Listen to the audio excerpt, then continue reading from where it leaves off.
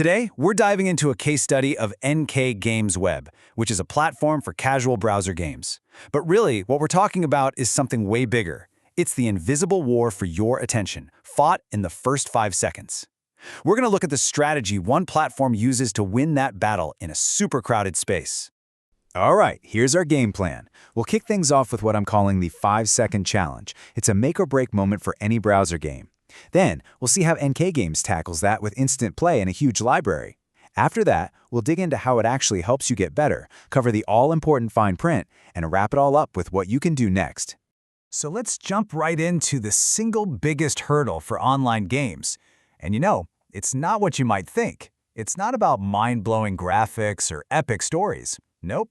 It's all about time. Specifically, those few critical seconds right after you click a link. I mean, just think about it for a second. We've all been there, right? You click on a game, you're ready for a quick break, and you just get a loading bar. It stalls. Maybe a pop-up asks you to install something. How long do you actually wait before you just give up and close the tab? 10 seconds? Maybe. The answer, for most people, is about 5 seconds. That's it. That is the entire window you have to get a player into the game. If it's not up and running by then, poof, they're gone. And this is the brutal, unforgiving reality that a platform like NK Games Web is specifically designed to solve. So the big question is, how in the world do you beat that 5-second clock? Well, you do it by removing every single thing that could possibly slow a person down. And that brings us to the absolute core of this platform's design, making the experience totally frictionless. And the difference here is just night and day. On one side, you've got the old way, the whole chore of downloads, installations, updates, worrying about space on your device. And on the other side, the NK Games way. You click and you're playing. Instantly. Zero setup. It's such a simple idea, but it completely changes everything for the user. Now, the secret sauce that makes this all possible is something called HTML5.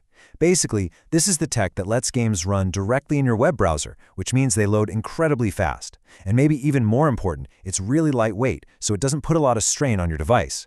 It's going to be a smooth experience whether you're on a brand new gaming laptop or an older phone. Okay, so you got the player in the door super fast. That's step one. But how do you get them to stick around? That's a whole other challenge. Once you've solved the speed problem, the next piece of the puzzle is variety. The platform has a library of over 600 games. But look, this isn't just about some big, impressive number.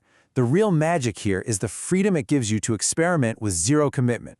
If you try a game and you don't like it, no big deal. You didn't waste 10 minutes installing it. You just close it and hop into the next one. And the range of games is just huge. You can jump into a racing game like Muscle Run if you feel the need for speed, or you can switch gears to a more thoughtful strategy game like Master Hunter.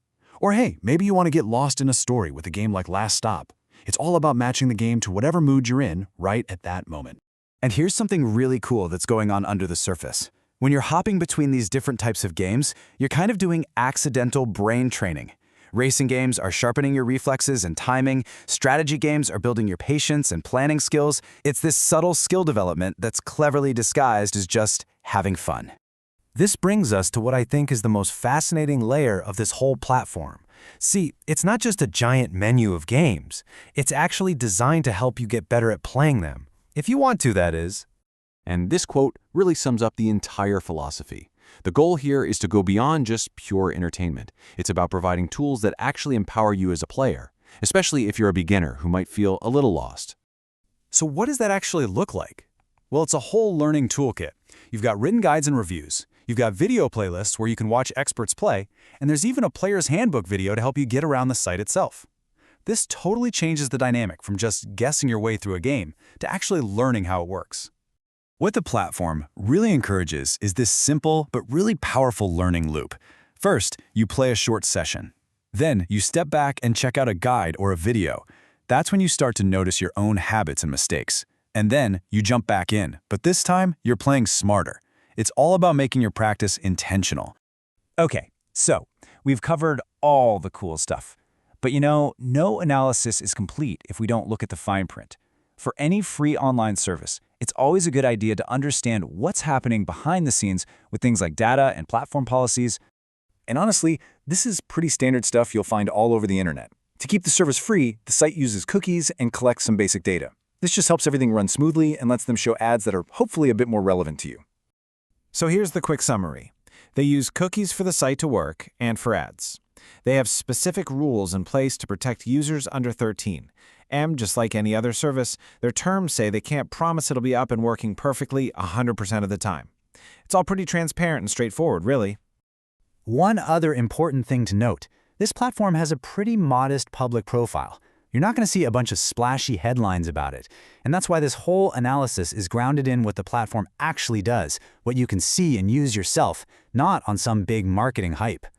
So, after breaking all of that down, what's the big takeaway here? What's your next move if you want to take your casual gaming and turn it into something a little more meaningful? Well, it all boils down to a few simple habits. Try sticking to one type of game for a week, just to get a feel for its rhythm. Keep your play sessions short, but replay them to see where you're making mistakes. And seriously, use the guides to understand the game's logic before you dive in. It's all about being a little more mindful. And that's the thought I really want to leave you with. By combining that instant, frictionless access with simple learning tools, platforms like this are kind of reframing what casual gaming can even be. So, what if that 10-minute break you take isn't just a distraction? What if it's actually a chance to practice a skill, completely by accident? Something to think about.